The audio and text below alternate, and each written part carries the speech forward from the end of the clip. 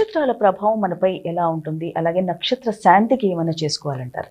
ఇక్కడ మనకు మూలమే నక్షత్రాలైనప్పుడు ఇక్కడ నక్షత్ర శాంతి అనేది కాదమ్మా లెక్క. మనిషికి లగ్న బలం లేకపోతే అప్పుడు ఆ నక్షత్రానికి సంబంధించిన మొక్క ఏదైతే ఉందో ఆ మొక్క నాటి రోజు నీళ్లు పోసి నమస్కారం పెట్టుకుంటే నక్షత్రం నుంచి మనకు చేరాల్సిన కాంతి కిరణాలు మనకు చేరే అవకాశం ఏర్పడుతుంది. అప్పుడు లగ్న బలం పెరిగితే జీవితం అంతా ఆనందంగా ఉంటాడు.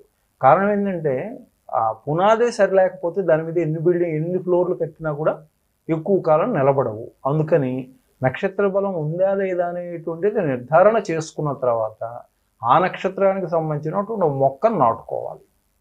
కనీసం ఒకవేళ నక్షత్రం ఏంటో మనకు తెలియదు, ఎందుకంటే పుట్టిన తేదీ, సమయము, జన్మస్థానం ఇవి తెలియకపోతే ఏ నక్షత్రంలో పుట్టాడనే విషయం తెలియదు. కానీ నామ నక్షత్రం అనేటువంటిది మనకు అవకాశం ఉంటుంది. పేరును బట్టి రాసి ఏంటి, నక్షత్రం ఏంది అనేటువంటిది ఒక చిన్న వెసులుబాటు ఒకటి ఉంది. వాటి పరంగా అయినా కూడా ఆ పని చేసుకోవచ్చు. ఇవి ఏవి తెలియదా, రాశి తెలుసా, రాశిని బట్టి కూడా మొక్కలు నాటుకోవచ్చు.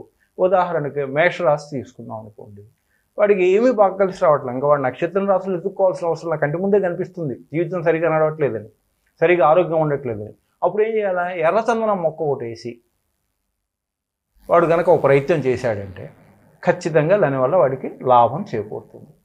అట్లాగే మీనానికి సంబంధించినటువంటి గురువు లగ్నాధిపతి, కానీ వాడికి ఏది కలిసి రావట్లా రాశి నుంచి, వాడు ఉన్నప్పుడు వాడేం చేయాలా, లేదు ధనుర్రాశి వీడేం చేయాలా.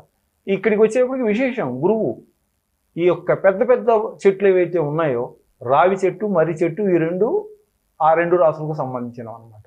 అవి నాటేసి రోజు నీళ్లు పోసి ఒక నమస్కారం పెట్టుకుంటుంటే, ఇక్కడ రావి మర్రి అనే ప్రస్తావన వచ్చింది కాబట్టి వారంలో రోజు రావి చెట్లు ముట్టకూడదు, శనివారం మాత్రమే ముట్టాలి. మిగతా రోజుల్లో మనం కనుక రావి చెట్టు నమస్కారం పెట్టి అలవాటు ప్రకారం ముట్టామంటే మనలో ఉన్న శక్తి ఆ చెట్టు లాగేసుకుంటుంది.